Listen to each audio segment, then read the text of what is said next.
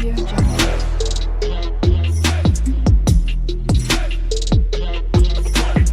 Audio Jungle.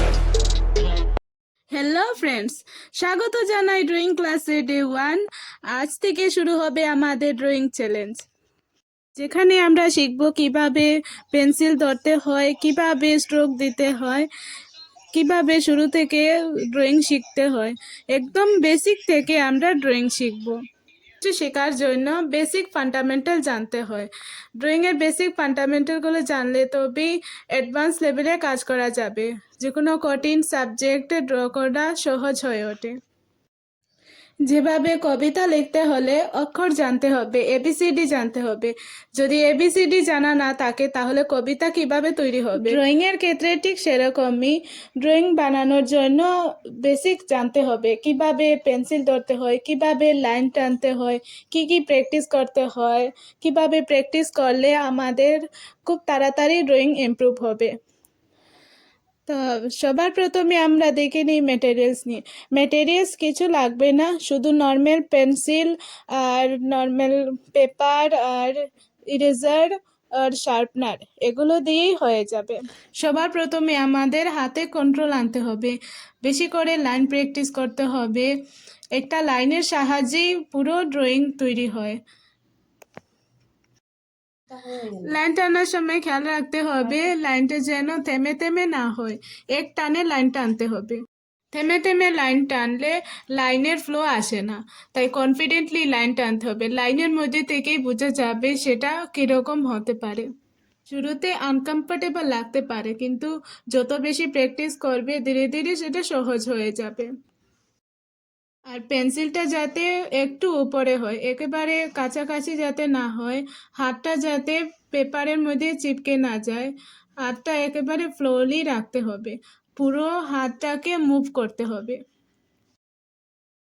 শুরুতে line সোজা না হতে পারে, তেরা বেঁকা হলেও প্র্যাকটিস চালিয়ে যেতে হবে। এভাবে যত বেশি প্র্যাকটিস করবে হাতের ফ্লো ইমপ্রুভ হবে, হাত পরিষ্কার হবে, লাইনের কোয়ালিটি ইমপ্রুভ হবে, আর যে কোনো লাইন টানতে আর ভয় হবে না, কনফিডেন্টলি লাইন টানতে পারবে। একটা আর্টওয়ার্ক তৈরি করতে লাইন দরকার পড়ে, তাই লাইনের প্র্যাকটিস করাটা খুবই ইম্পর্টেন্ট। ড্রয়িংয়ের জন্য সবচেয়ে বেশি ইম্পর্টেন্ট হচ্ছে লাইন।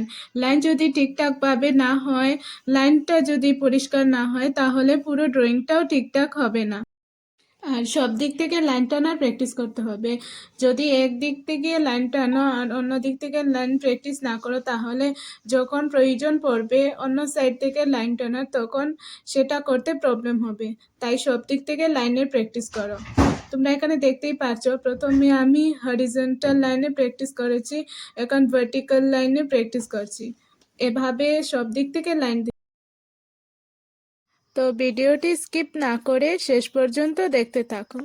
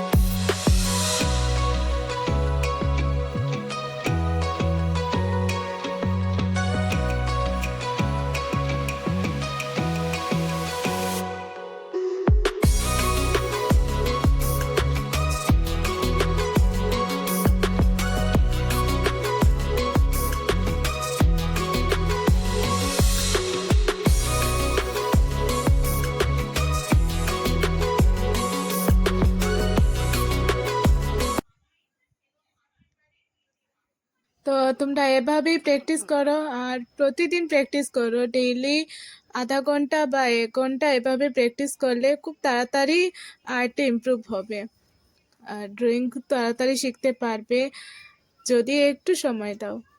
তো আজকের ভিডিওটি এখানেই শেষ করছি। আর যদি তোমাদের কাজ দেখাতে চাও তাহলে ইনস্টাগ্রামে আমাকে মেনশন করে দিয়ে দেবে। তো ডেসক্রিপশন বক্সে ইনস্টাগ্রাম লিংক দিয়ে দেব, সেখানে গিয়ে দেখে নেবে। যদি এই ভিডিওটি ভালো লাগে তাহলে লাইক শেয়ার কমেন্ট করতে ভুলবে না। তো দেখা হচ্ছে পরের ভিডিওতে। ধন্যবাদ।